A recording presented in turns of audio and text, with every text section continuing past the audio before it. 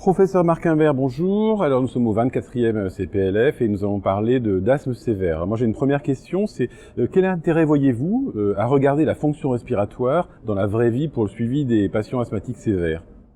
Dans le domaine de l'asthme sévère, en 2020, on a beaucoup d'innovations et beaucoup, on va dire, d'ambition. Actuellement, les différents asthmatiques sévères sont pris en charge dans des centres experts avec une ambition très forte. La première, c'est contrôler la maladie. La deuxième, c'est éviter le risque futur. Et ça, c'est vraiment deux concepts que GINA a beaucoup poussé. Dans le cadre du contrôle actuel et du risque futur, la fonction respiratoire a toute sa place. D'une part, il faut être bien contrôlé avec la meilleure fonction possible, et d'autre part, à long terme, il faut maintenir la fonction le plus haut possible. Très longtemps, on pensait que la fonction pouvait rester basse de façon prolongée. Maintenant, avec les biothérapies, on arrive à une ambition supérieure de maintien d'une fonction respiratoire supérieure. Est-ce qu'il y a un lien entre l'évolution du VEMS et la survenue d'exacerbations? Et est-ce qu'on peut parler de cercle vicieux du déclin de la fonction respiratoire? Il y a beaucoup d'éléments qui prédisent, qui sont des facteurs prédictifs de futures exacerbations. Parmi ces éléments, la fonction respiratoire basse est très importante.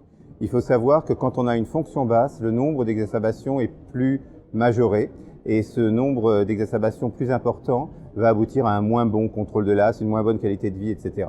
Donc il y a vraiment un cercle vicieux entre fonction altérée, exacerbation et risque de mauvaise qualité de vie. Alors, est-ce qu'on peut vraiment agir sur ce cercle vicieux? Et là, je pense en particulier aux asthmatiques sévères jeunes. Les asthmatiques peuvent avoir tous âges. On peut être très jeune, très âgé au milieu de sa vie. Mais chez les très jeunes, il y a quand même une importance, c'est que le poumon est encore en croissance et on a la possibilité d'avoir un objectif de normalisation de la fonction respiratoire. Et chez les très jeunes, on a malheureusement très souvent des enfants qui ont une fonction altérée avec une distension importante. Notre ambition, c'est de prévenir ça et si c'est présent, d'essayer de l'améliorer.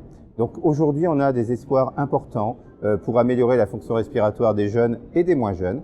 Et parmi ces espoirs, il y a bien sûr une meilleure prise en charge globale, une meilleure analyse des comorbidités et de meilleures thérapeutiques en plus des thérapeutiques de fond habituelles. Alors, on a souvent parlé dans l'évaluation de l'efficacité des traitements des exacerbations. Est-ce que vous avez l'impression que maintenant, dans les nouvelles études qui sont initiées, on assiste un petit peu à une évolution des paradigmes? Les études de l'asthme sévère ont mis un certain temps pour identifier les exacerbations comme un critère principal de jugement majeur. Et c'est vrai que la plupart des études récentes ont pris ce thème comme critère principal de jugement. Aussi la diminution de la corticodépendance, souvent en parallèle avec la réduction des exacerbations. Néanmoins, on considère maintenant que c'est un peu limité.